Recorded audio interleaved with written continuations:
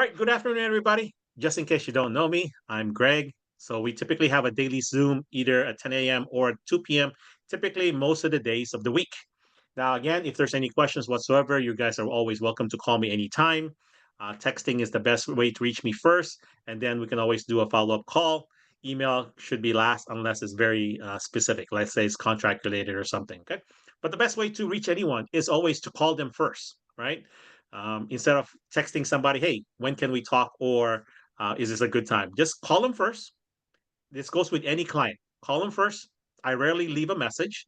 Then I will text my message. Okay. But now with AI, your voicemail, when you leave that message, typically will convert into a text message, anyways, right?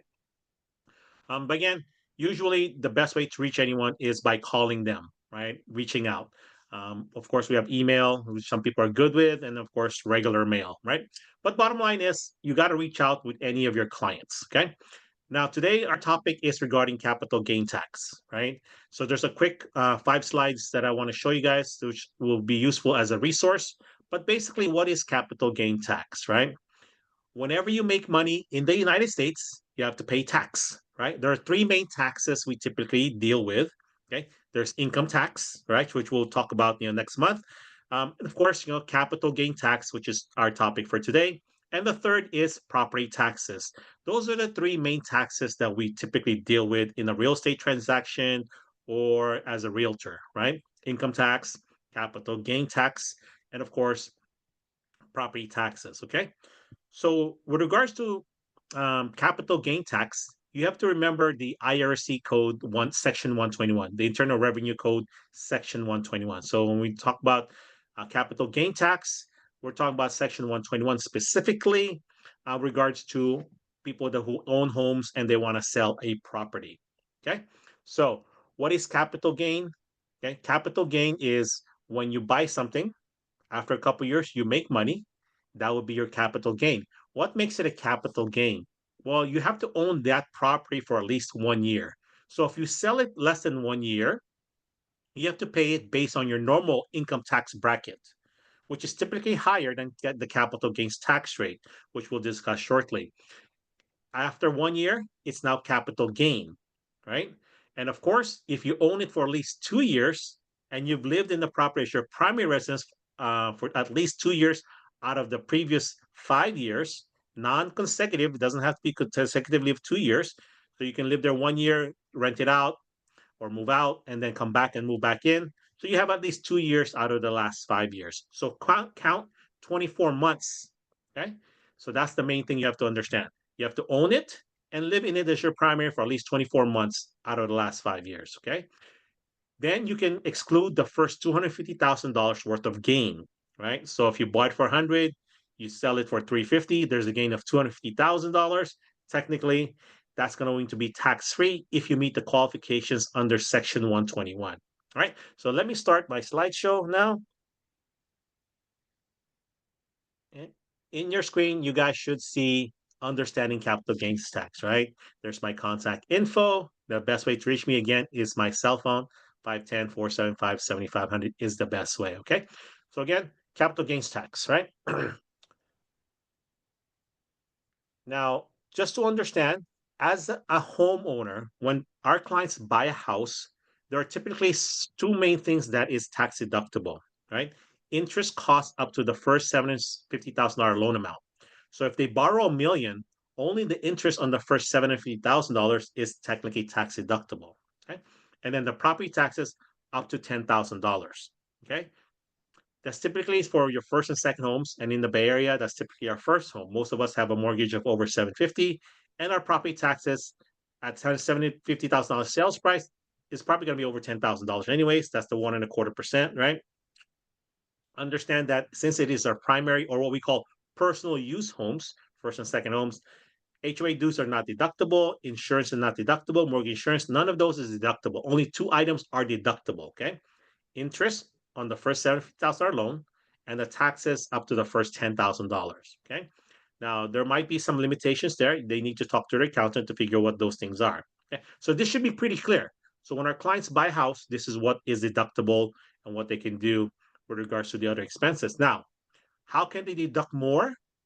then they need to buy a rental property.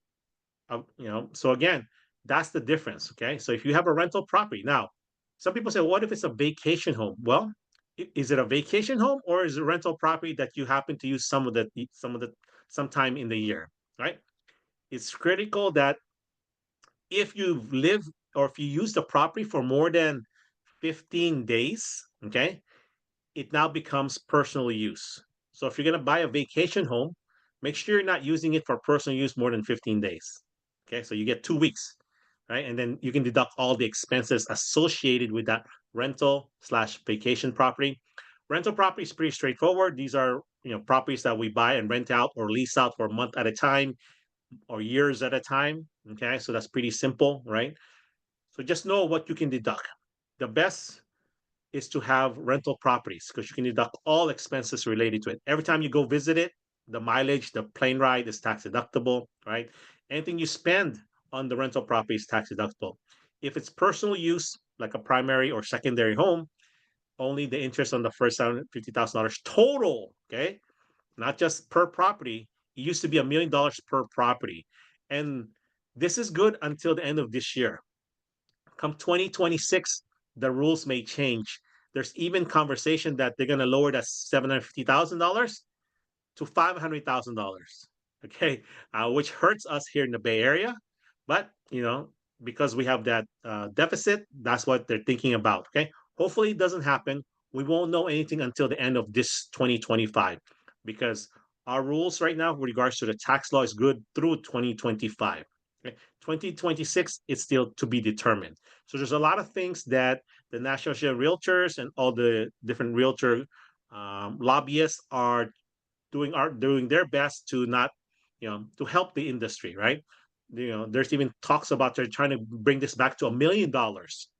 Okay, I know we had $1 million per property before 2008, but now it's total, right? So again, it's good for low cost area, bad for high cost area like we are, right? But bottom line is, hey, there are other ways to make things deductible as a real estate agent, as a real estate investor. Because as I said before, as a realtor and real estate investor, we have the best of all worlds because there's a lot of things that we can deduct, both from a business standpoint as a realtor and as an investor. Okay. So make sure you attend my next class that talks about how to make your life tax deductible because it's about lowering your adjusted gross income to lower your tax brackets. Okay. And in California, there's talks about putting our top bracket to 15%, 15.3% from right now it's 13.3, right? So again, if you want to live someplace, there are taxes you just have to pay. Unfortunately, because of our area, this is just the way it is. Okay. So talk to your accountant about how to lower your adjusted gross income. All right. So now you know what's deductible when you buy a property. All right. As I said earlier, what is capital gains tax, right? This is tax applied to profits earned on the sale of a capital asset, right? There's capital gains when you sell stocks, same process, same treatment, right? But today we're going to talk about real estate, okay? So now short term, as I said earlier, is anything held less than a year, okay? So the 365 days or less is 1 year will be taxed at the current tax bracket, which right now the top federal rate is like 40, almost 40%. And then you add on the 13.3 on the state. Most people, you should hold on to your asset for at least a year. So flipping properties will fall under the less than a year, unless your flip takes more than a year, which is rarely happens, right?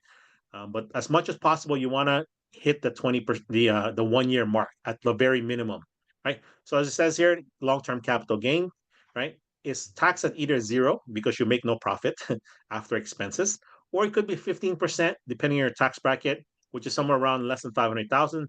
Or if your total income and profit is more than 500,000 roughly, then you'll be taxed at 20%. That's cheaper than the 39%, okay? That will be taxed if you held it for less than a year. So you're saving half of it. Okay? Now, if you're in a lower tax bracket, then it may be less than 20, which is, I've never seen that. Usually it's more than 20%, okay? Um, Now, capital gains tax rates, right? I mentioned this before, right? We got 20% on the federal max, after 1 year, up to 13.3.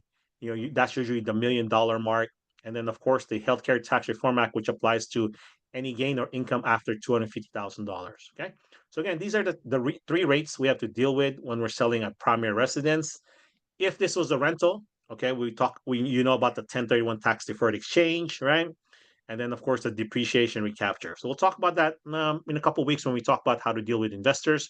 Just remember, typically these are the rates that we have to deal with when we're selling, personal use properties, which is what most of our deals are, right? People who own their house, they want to sell it and buy another one or just cash out. This is what we're dealing with. Okay? Now, how is capital gains calculated? It's very simple, right? Think about, the most important thing is to figure out what's your adjusted cost basis. That's your basis. That's how much you bought it for, right? Plus any capital improvement.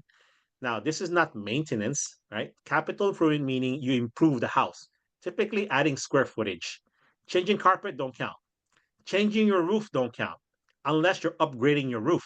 You're coming from, let's say, a shake roof or a composition roof, and now you're putting those 50-year, you know, lifetime type of roofs or a metal roof. That's an upgrade. So that can be considered as a capital improvement. But if you're just changing an old composition roof because it's over 30 years old into another composition, that's maintenance. That's not a capital improvement. You have an old driveway.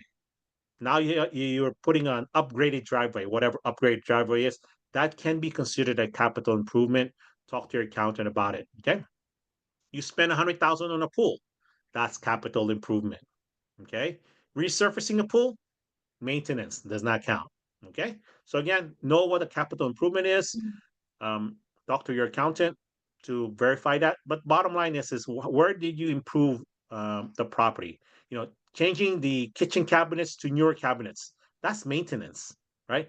Now, if you enlarge the kitchen, right, and you totally upgrade all the appliances and all that stuff, then that can become considered you know, as a capital improvement. Okay. Calculate capital gain. Current sales price minus the basis minus closing costs equals the gain. So that should be pretty easy to calculate. There's a form that I use. I've shared that with you guys before in classes. You know, it's basically it's a math sheet that just says, what did I sell it for? How much did I buy it?